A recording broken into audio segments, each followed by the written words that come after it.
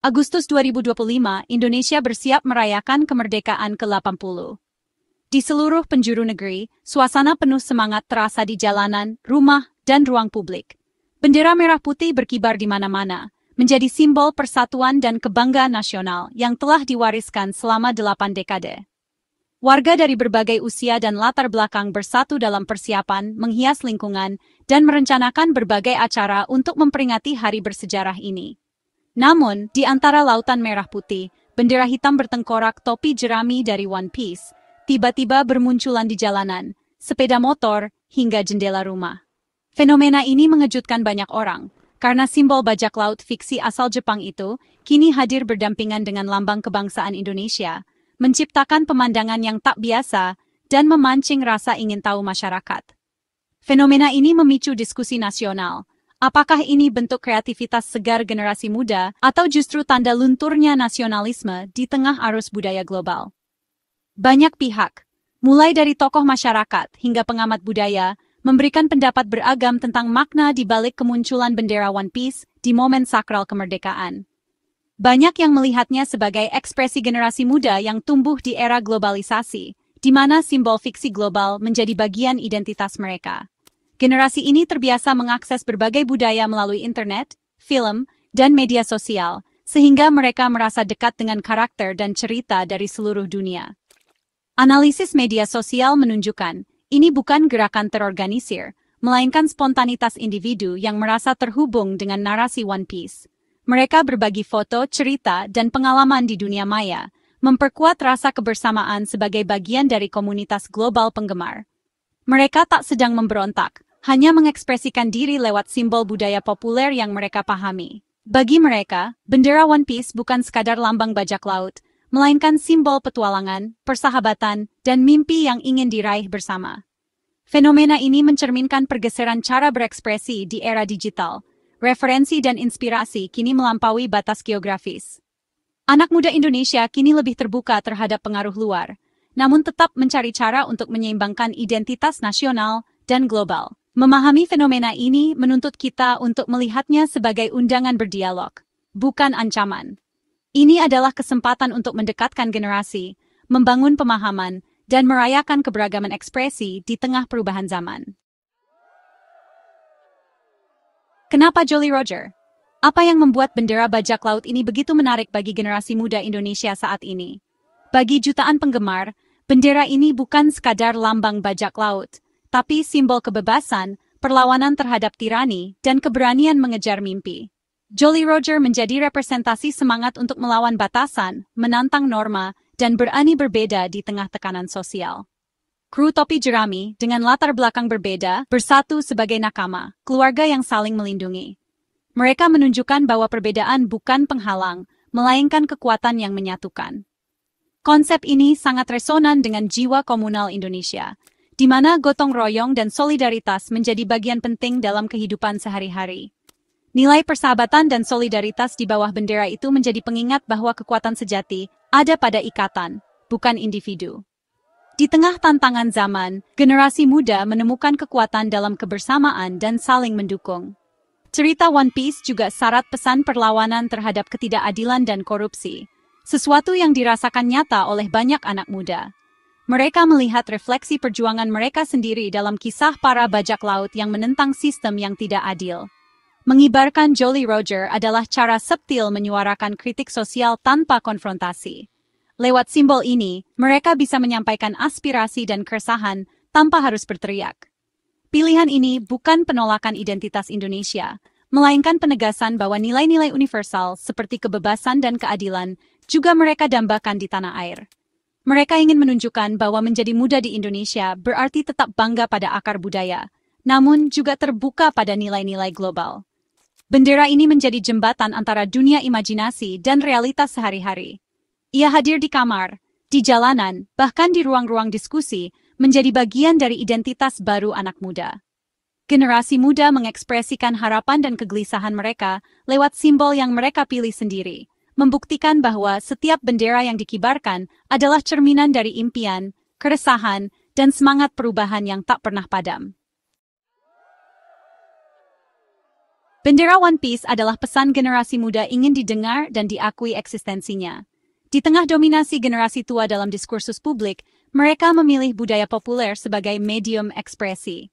Simbol Jolly Roger menjadi megafon visual, menandakan kami ada, kami punya suara. Ini juga bentuk eskapisme sekaligus kritik halus terhadap realitas sosial yang mereka hadapi. Mengabaikan fenomena ini berarti menutup telinga terhadap suara masa depan bangsa. Emmanuel Ebenezer, atau Noel, menanggapi fenomena ini dengan pendekatan humanis yang menekankan pentingnya dialog dan pemahaman.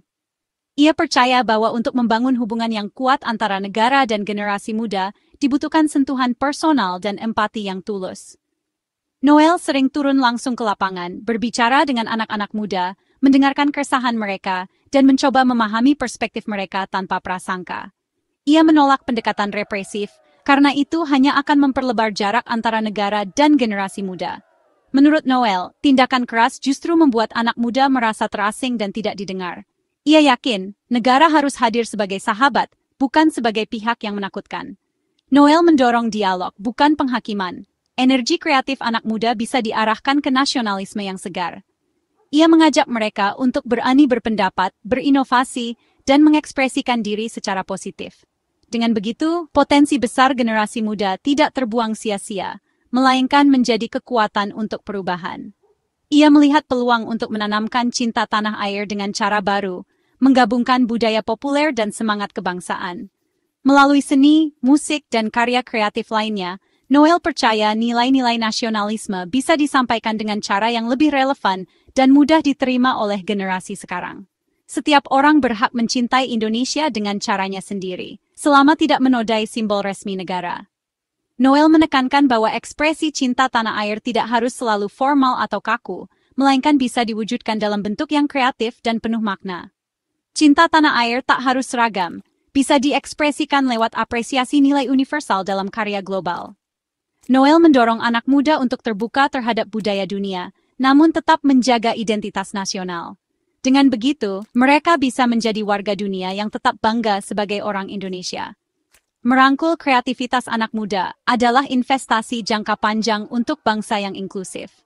Noel percaya, jika diberi ruang dan kepercayaan, generasi muda akan tumbuh menjadi pemimpin masa depan yang mampu membawa perubahan positif. Empati dan fleksibilitas jadi kunci untuk terhubung dengan generasi baru. Dengan membangun komunikasi yang terbuka dan saling menghargai, Noel yakin Indonesia bisa menjadi bangsa yang lebih harmonis, kreatif, dan siap menghadapi tantangan zaman. Pemerintah, lewat Mensesnek Prasetyo Hadi, merespons fenomena ini dengan bijak. Kreativitas adalah hak warga negara, selama tidak menodai kesakralan perayaan kemerdekaan. Batasannya jelas, ekspresi boleh, tapi harus tetap menghormati simbol negara dan momen bersejarah. Pemerintah berupaya menyeimbangkan kebebasan berekspresi dengan penghormatan terhadap nilai kebangsaan. Kreativitas didukung, tapi marwah negara tetap dijaga. Anak muda diajak menjadi kreatif yang bertanggung jawab. Ini proses pendewasaan bersama. Negara belajar merespons, warga belajar mengekspresikan diri dengan bijak. Pesan pemerintah berkreasilah, tapi jangan lupakan akar dan identitas bangsa.